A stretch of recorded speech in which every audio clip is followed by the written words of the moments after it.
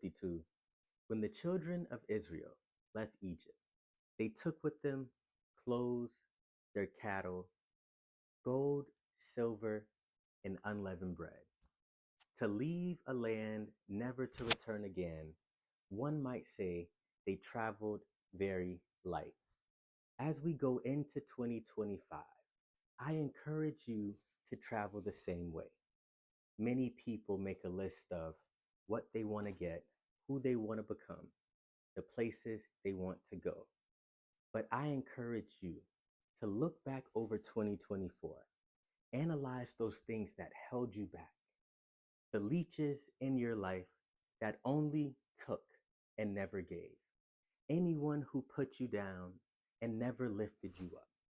Every negative thing you experienced in 2024, cut those ties and travel light as you step into the new year. God bless you, God keep you, and have the best year of your life.